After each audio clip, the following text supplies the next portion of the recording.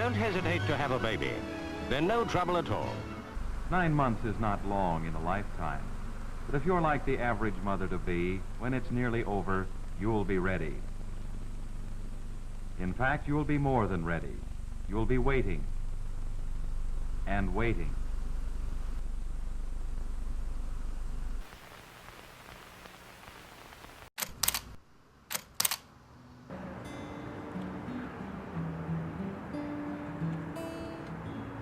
My dad had just died the year before, and he had always wanted grandkids, and he actually came to my husband and I when we were 18 and like just met. He sat down with us one morning and said, "I really want you guys to give us grandkids," which was shocking, and I screamed at him because it was embarrassing, and I'm like, this guy is gonna go running for the hills.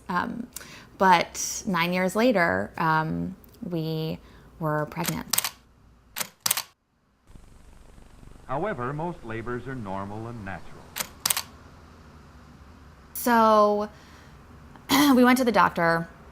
Mike was 100%, not expecting anything to be wrong. She said, "Welcome, welcome. So what are you coming in for today?" And I said, "Well, I haven't really felt movement in about a day and a half. So I just wanted to check everything was okay." And she said, "Oh, how far along are you?" And I said, 26 weeks. And she said, "Oh, no problem, no problem. Like, it's normal, it's normal." So she, more than anyone, did not expect for anything to be wrong. And I felt horrible because I was like, I'm a little bit nervous laying down on this woman's bed because she's having a really good day and she's very, very like sprightly. So I lay down on the bed and I just remember looking up at her ceiling, and Mike was standing off to my right in a chair. And I could kind of see him in the corner of my eye, just kind of sitting with his hands, not, just expecting to see on the sonogram what we saw all the time on a sonogram, which was a little 6.5-month-old just wriggling around in utero. And so the doctor puts the sonogram on the machine on my belly and starts moving it around, and I just am staring straight up at the ceiling. I didn't want to look at the sonogram. I didn't want to look at her face. I was just waiting for oh, yep, there she is, moving around.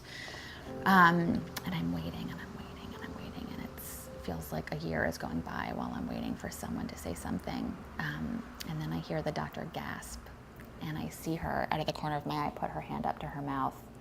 And she says, "I can't find a heartbeat." And when your doctor says, "Congratulations, you did a fine job," he really means I'm like this really sad pregnant person, right? Coming in the rain with a big pregnant belly saying like, "Sorry to disturb you, but my baby is not alive anymore and I need to deliver her."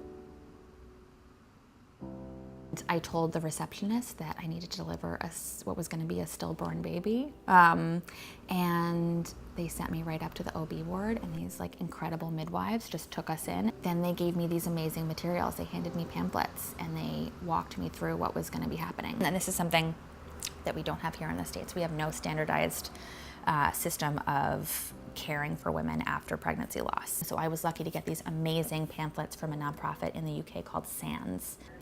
And they have all of these amazing materials that all of the hospitals, all the NHS hospitals have available to you. And so they hand you pamphlets and it says, "You've just found out that your baby has died, and here's how you're probably feeling. And here are quotes from other parents who have gone through this on how they were feeling. Here are the next few decisions you're gonna have to make. You're gonna have to legally decide whether to bury or cremate your baby. You're gonna have to decide what kind of medication you want during the labor and birth of your baby. You're gonna have to go down to a city hall building and pick up the death certificate because you're not gonna have a birth certificate for this baby." And it just kind of lays out all of this information that is so morbid, but like logistically exactly what you need in front of you to understand what's gonna happen over the next couple of days of your life that has been completely turned upside down. And the other piece was this box that we got to take home. And so we left the hospital and we got into the elevator, and there was another couple there with us, and they had their new baby in the car seat. And they were leaving the hospital and kind of looked at us, like, how'd it go, kind of wanting to talk about the experience. And I remember we just kind of looked away, and kept to ourselves, and I think they could sense that something was a little bit off, but at least I had this box in my arms, and it had my daughter's footprints and handprints to just like acknowledge that she existed, because I knew leaving that hospital without her, no one, I had this big belly going in and everyone knew I was a mother, and then all of a sudden we leave without the belly as much and without a baby, and so all of a sudden I felt like my motherhood was kind of stripped from me, except that I did have these little pieces of her in this box to take.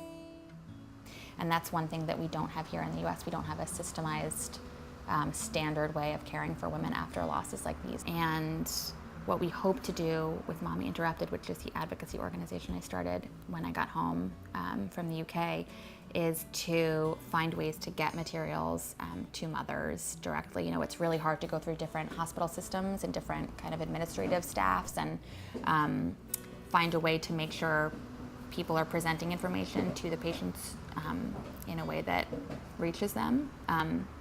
And so I think having something that we give directly to parents, having something that's online is really helpful, and seems to also connect women who are going through these losses, which is really critical as well. So kind of bypassing the red tape of having to go through hospitals and reaching moms directly, I think has been really beneficial and really healing for those of us doing it.